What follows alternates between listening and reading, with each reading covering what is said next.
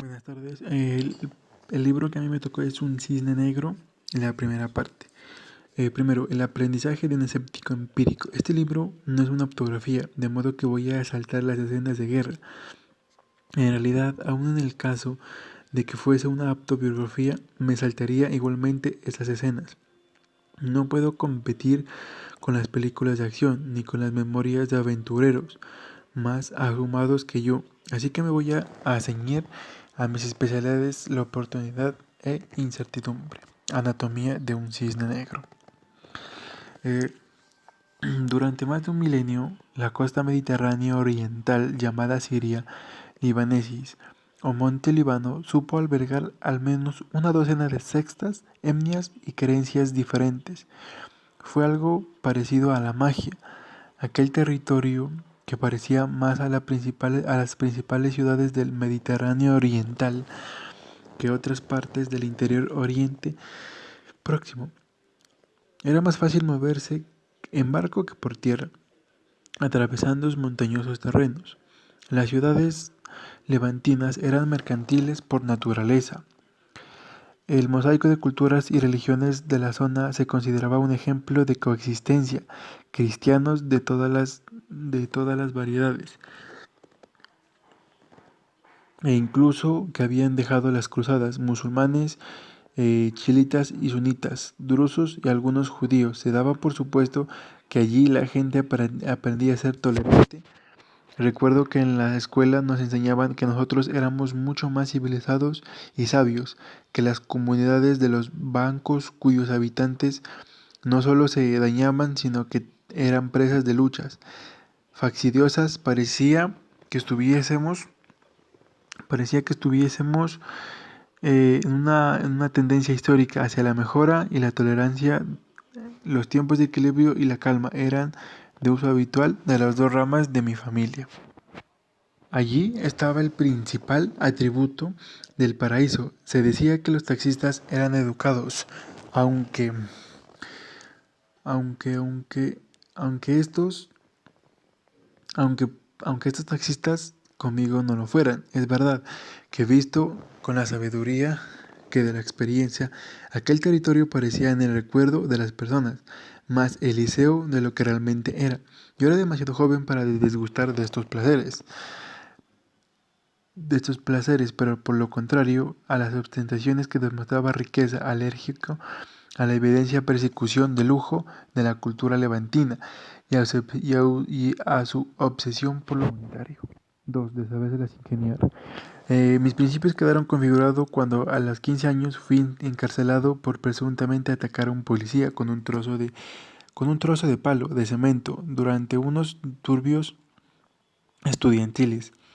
Un incidente que tuvo extrañas ramificaciones, ya que en aquel entonces mi abuelo era ministro del Interior y por lo tanto la persona que firmó la orden de aplastar nuestra revuelta. Uno de los alborotadores murió abatido por la policía que expresaba miedo. Al ser herido con una piedra en la cabeza, empezó a disparar con nosotros. Recuerdo que estaba en el centro de los disturbios y me sentí muy satisfecho cuando me detuvieron, mientras que mis amigos temían por la igual de la prisión y a sus padres atemorizaban al gobierno hasta el punto de que se los administró. Un paraíso esfumado.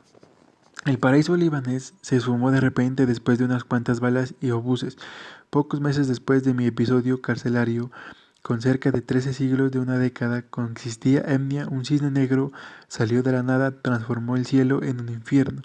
Se informó una terrible guerra civil entre cristianos y musulmanes, incluyendo los refugiados palestinos que se unieron al banco musulmán. Fue algo brutal, ya que los combates se libraban en el centro de las ciudades y la mayor parte de los enfrentamientos tenían lugar en zonas residenciales.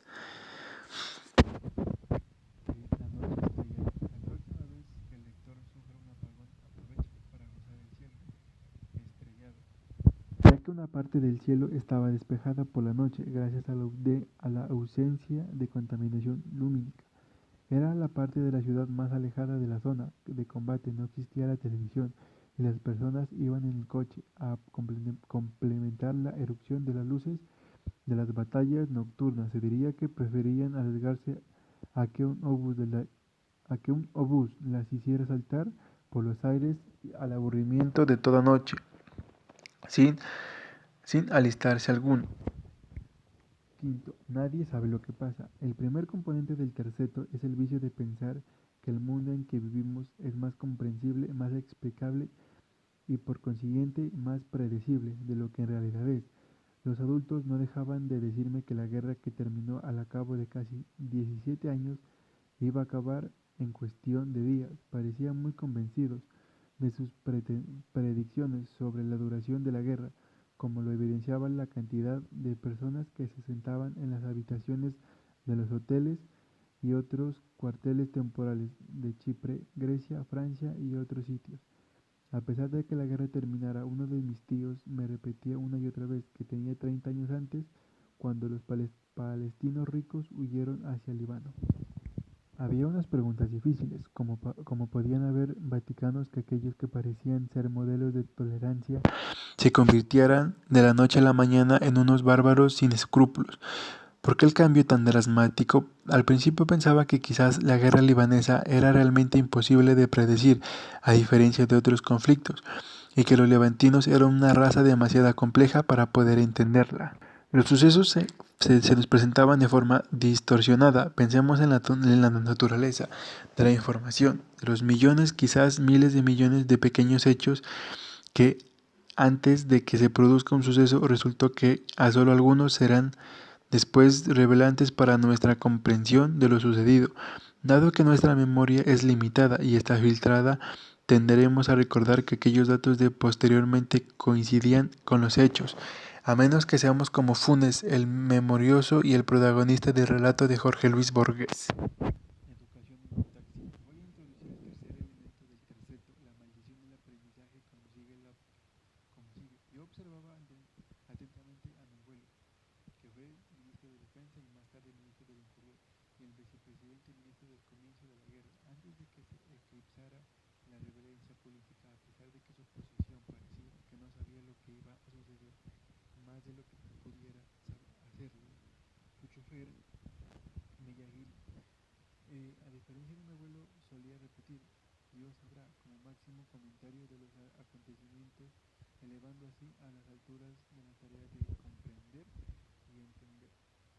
No solo este acontecimiento puede tener un valor dudoso, sino que también la información llegó a mis oídos que casi todo el mundo estaba familiarizado hasta el mínimo detalle con los acontecimientos que se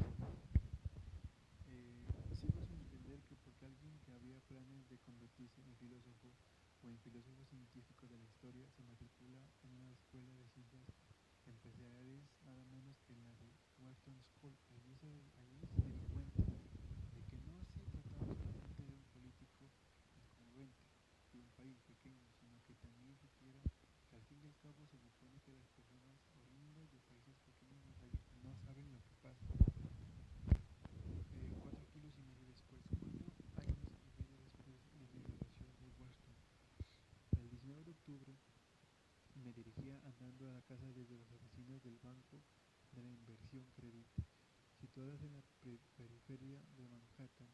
Aquel día había sido testigo de un suceso económico traumático, la mayor crisis brutal de la historia. Fue quizás más traumática porque tuvo lugar en un momento en que pensábamos que con todos aquellos economistas